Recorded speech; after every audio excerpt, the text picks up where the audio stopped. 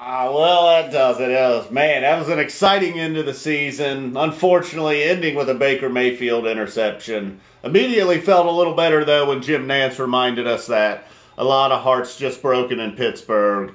Pittsburgh out of the playoffs, Baltimore in with the win. Baker Mayfield, along the way today, broke the rookie touchdown record. Touchdown passes for a rookie quarterback. 27 touchdown passes on the year now, I believe, for Baker. Going, missing the 2 starts early in the year, you got to feel like he would have hit 30. Just would have easily broken the record. Got it by 1, though. Peyton Manning, Russell Wilson, I believe they said it was. The day actually also began with a Baker Mayfield interception. Then he mixed in another one throughout the game. There was parts where they exchanged field goals. And late in the second quarter, Baltimore was up 20-7. Looked like maybe the game was out of hand.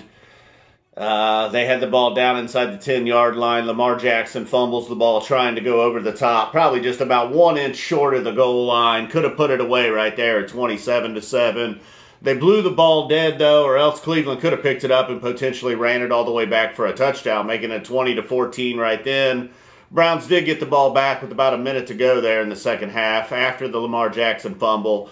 Had a beautiful play to Lamar Jackson. He just got a little turner to Jarvis Landry. Man, like there at the end of the game, he made one of the greatest catches you've seen all season. And then this one, which could have potentially again went for a 90-yard touchdown, making it 20-14 before the half. Doink hits him right in the helmet. He got turned around. He's reaching back for the ball like this.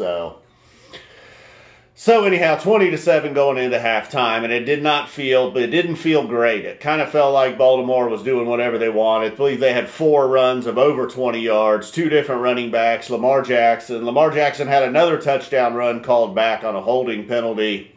Although it was one of them deals where the holding really had nothing to do with it. But all right, Cleveland's been on the wrong end of them.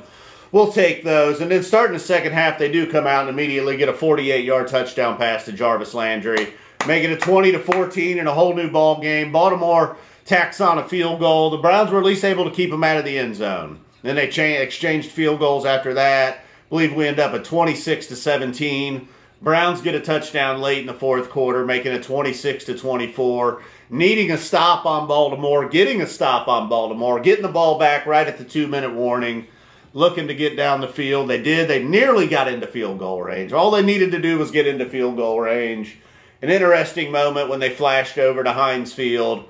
All the Steelers fans and Steelers players were still there. They had just beaten the Bengals, watching the game on the big screen. Either way, it was kind of win-win for this Browns fan. Look, we're either going to screw Baltimore or Pittsburgh's getting screwed. Either way. So, I don't know. So, I guess there was a bit of questionable clock management there at the end. There was the big play missed to Landry in the first half. I don't know what happened. Peppers looked like he was having another nice day. He was called off the field, put in the blue tent there late in the game. He didn't look happy about that. So 7-8-1 on the final record on the season. A losing record, but feels like a successful year. Unfortunately, the Greg Williams facial hair here did not bring us luck today. I might have surpassed Greg Williams. Might be a little thicker. I might splash some gray in there. I'll be all right. So I don't know if he'll continue to get the head coaching job, if he'll be the permanent head coach. I would like to see Kitchen stick around. Yeah, we'll see, though. Big offseason ahead. The draft. Looks like John Dorsey knows what he's doing. Denzel Ward, Baker Mayfield, Myles Garrett, although not drafted this year, looking like Ogunjobi's still showing some things. And Njoku. Oh, Chubb was the other draft pick. Avery, another draft pick from this season. So over the last 2 years, although not all Dorsey, wow. Finally, things looking up in Cleveland. I guess we're giving Baker Mayfield the season MVP, the team MVP.